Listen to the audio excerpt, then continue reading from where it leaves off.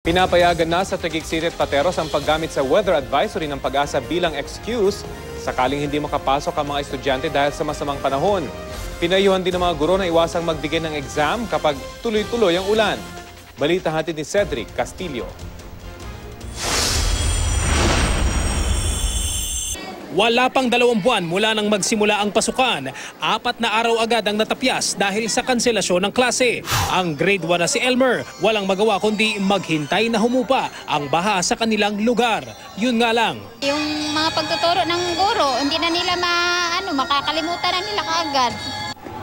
Ang ilang nanay na nakausap namin, hindi na raw hinihintay kung minsan ang announcement ng paaralan. Hindi ko na po pinapapasok pag kahit na po yung tamang alam ko na po na hindi kaya ng anak ko. Sobrang kinakabahan po ako kasi malayo po yung inuwian namin.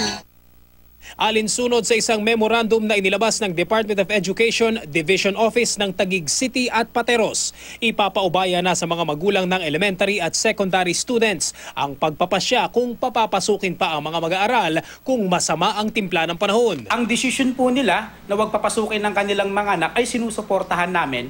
Pangunahin lang po para hindi na po magkaroon ng alinlangan yung magulang kung dapat niya bang papasukin ng anak o hindi.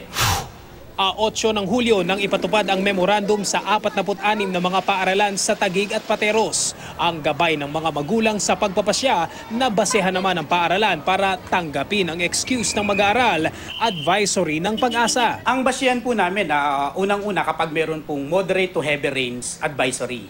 No? Pangalawa po kapag merong red, yellow rainfall warning.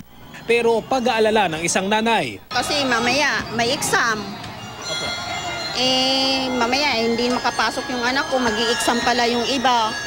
May tugon dito ang memo ng Division Office ng Taguig at Pateros. Kung walang tigil ang pagbuhos ng ulan at kung may low pressure area, pinapayuhan ng mga guro na huwag magpa-quiz, long test at iba pa. At kung may storm warning signal naman o di kaya moderate to heavy rainfall advisory, hindi pwedeng magpa-exam. Kasi sayang rin po kasi marami pong kulang yung mga nakaalam po. Parang lugi rin po yung mga wala.